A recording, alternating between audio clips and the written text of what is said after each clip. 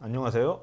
대한변호사협회 인증 상속부동산 전문변호사 김홍일입니다. 이번 시간에는 유류분 반환 청구 소송 시 꼭 알아야 할 사항에 대해서 한번 알아보도록 하겠습니다. 최근 유류분 반환 소송의 건수가 10년 전보다 2배 이상 증가했다고 합니다. 유류분이란 간단하게 말하자면 상속인이 받을 수 있는 법이 정한 최소한의 상속금액을 말하는 것입니다. 예를 들어 상속인이 장남, 차남, 딸 이렇게 3명이 있다고 할 때 부모님이 상속재산 90억을 모두 장남에게만 유언으로 주었다고 하더라도 차남과 딸은 각자 자신의 법정 상속분의 3분의 1의 절반, 즉 자신의 법정 상속분 30억의 절반인 15억은 장남으로부터 돌려받을 수 있는 것이죠. 과거에는 부모님의 의중을 존중하기 위한 차원이나 가족끼리의 분쟁을 되도록 피하기 위해서 장남이 대부분의 재산을 물려받았더라도 유류분 소송을 잘 하지 않았었는데, 현재는 법이 보장해주는 자신의 권리를 찾겠다는 자녀들의 의식이 강해지면서 유류분 소송이 보다 빈번해지고 있습니다.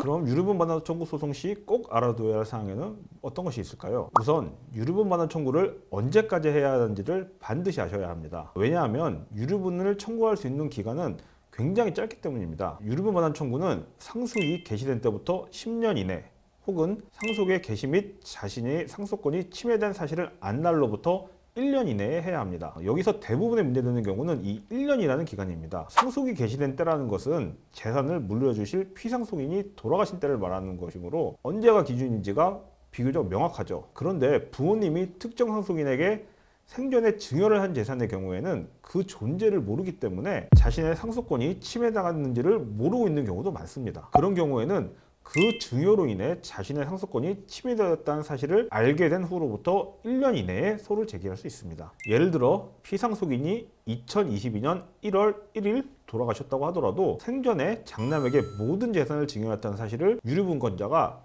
2022년 7월 1일에 알게 되었다면 그 날로부터 1년 이내에 소송을 제기하면 되는 것입니다. 그런데 상속의 개시일은 명확하지만 내가 언제 증여 사실을 알게 되는지에 대해서는 입증하기가 애매한 경우가 많습니다. 따라서 유류분 반환 청구를 하는 입장에서는 정확하게는 모르지만 무언가 다른 형제들이 생전 증여를 받은 것이 많아서 유류분 청구를 해야 될 것 같다, 이런 생각이 든다면 피상속인이 돌아가신 날로부터 1년 내내 우선 소송을 제기하고 그 소송 과정에서 반환 예사를 찾아내는 것이 안전한 방법일 것입니다. 다음으로는 어느 범위까지 유류분 반환의 대상이 되는지를 잘 아셔야 합니다. 민법 제1114조에는 상속 개시 전에 1년간의 행한 증여에 대해서 유류분 산정액에 포함되는 것처럼 적혀 있기 때문에 상속 개시 1년 이전에 증여한 재산에 대해서는 유류분 반환 청구를 못한다거나 10년의 소멸시효 조항 때문에 상속 개시 10년 이전에 증여한 재산에 대해서는 유류분 반환 청구를 못한다고 생각하시는 분들이 많습니다. 하지만 공동상속인에게 증여한 재산의 경우에 그 시점에 상관없이